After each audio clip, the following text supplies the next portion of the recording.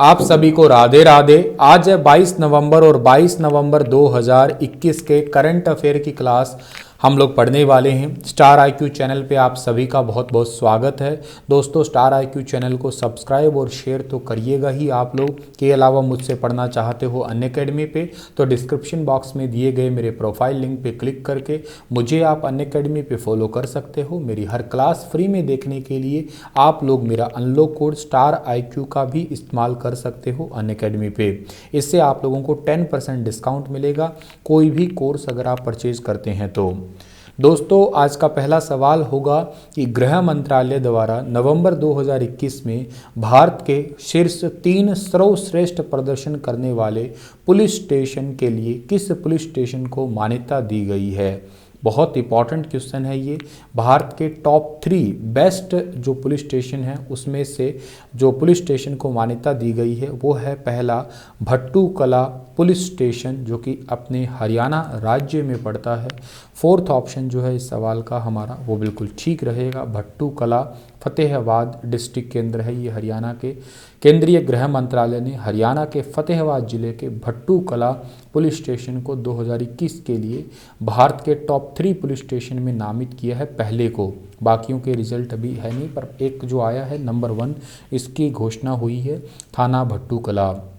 और ये जो डिपार्टमेंट आता है पुलिस वाला वो गृह मंत्रालय के अंतर्गत आता है। तो केंद्रीय गृह मंत्री आप सबको पता है अमित शाह है और राज्य मंत्री का नाम निशत प्रमाणिक और अजय कुमार है।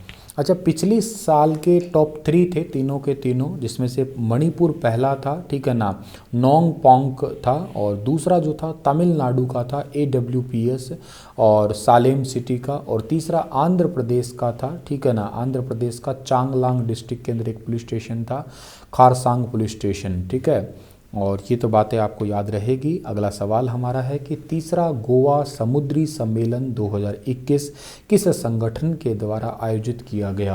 तो तीसरा गोवा समुद्री सम्मेलन 2021 ये आयोजन किया गया भारतीय नौसेना द्वारा, यानी कि दूसरा ऑप्शन इस सवाल का हमारा वो बिल्कुल ठीक रहेगा। Third edition Goa maritime conclave GMC जिसको कहेंगे, ये होस्ट किया गया है बाय इंडियन नेवी के द्वारा 7 से 9 नवंबर 2021 के बीच के अंदर।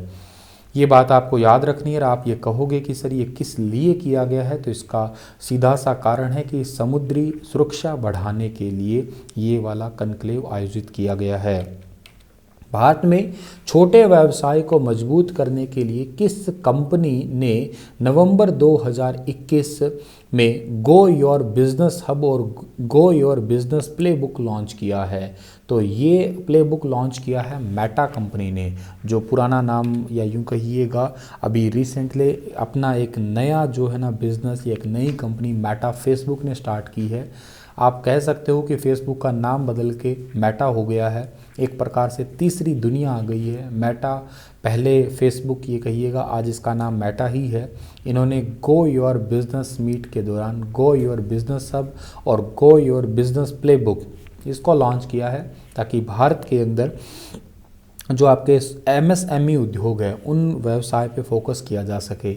इन फ्यूचर हर चीज़ जो है ना वो आपको फील होने लग जाएगी, इंटरनेट का थर्ड वर्ड आ जाएगा, यही कहेंगे आप लोग इस मेटा को। अगला सवाल है कि किसे नवंबर 2021 में भारत के नए नौसेना प्रमुख के रूप में नियुक्त किया गया है।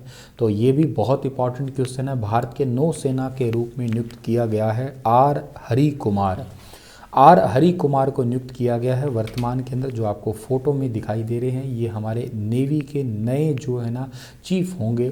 अभी वर्तमान में करमवीर सिंह है, करमवीर सिंह का ये पद भार संभालने वाले हैं, ठीक है। सीलवर्धन सिंह को नए केंद्रीय औद्योगिक सुरक्षा बल यानी कि CISF के DG के रूप में नियुक्त किया, और अतुल करवाल को राष्ट्रीय आपदा प्रतिक्रिया बल जिसको NDRF कहते हैं उसके महानिदेशक बनाया। तो ये बातें आपको याद रखनी है। और जो R हरी कुमार है ये पश्चिमी नौसेना कमान जो है उसके एडमिरल है। इनको जो है बनाया जाएगा भारत के अंदर नेवी का चीफ बनाया जाएगा, ठीक है। इंडियन नेवी की बात करते हैं तो first women pilot of Indian navy थी सब लेफ्टिनेंट शिवांगी। हेडक्वार्टर इसका न्यू दिल्ली के अंदर है। शीलवर्धन सिंह जो है ना ये अपॉइंट किए गए हैं CISF के DG, और अतुल कुमार जो है NDRF के DG नियुक्त किए गए हैं। दोनों आपको याद रखना है। आपको CISF का फुल फॉर्म पता होना चाहिए, सेंट्रल इंडस्ट्रियल सिक्योरिटी फोर्स है। इसकी स्थापना 10 मार्च 1969 और हेडक्वार्टर न्यू दिल्ली। और नेशनल डिजास्टर रिस्पांस फोर्स यानी कि NDRF है, इसकी स्थापना साल 2006 के अंदर हुई है, ठीक है ना। और के अलावा आपको याद रखना है कि हेडक्वार्टर इसका कहाँ पे है, इसका हेडक्वार्टर है न्यू दिल्ली के अंदर, ठीक है। चलिए, तो ये पॉइंट आप लोग समझ गए हैं। अगला सवाल आपका क्या रहेगा?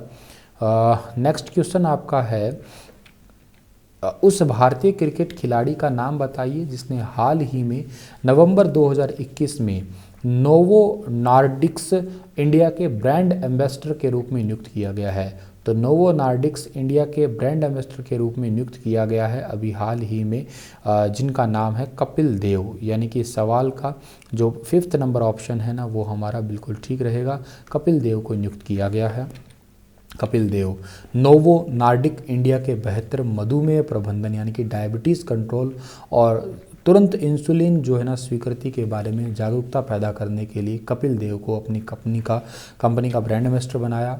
नोवो नॉर्डिक्स जो है ना, इसके मैनेजिंग डायरेक्टर का नाम विक्रांत है और इसका हेडक्वार्टर है बेंगलुरु कर्नाटका में। और इसी के साथ ये लेक्चर तो समाप्त होता है। आप मुझे कमेंट में बताइएगा कि इंसुलिन हमारे शरीर में कौन सी सेल से निकलता है, उस सेल का नाम बताइएगा। धन्यवाद। हंसते मुस्कुराते रहना। कल फिर हाजिर होऊंगा 23 नवंबर के करंट अफेयर ले।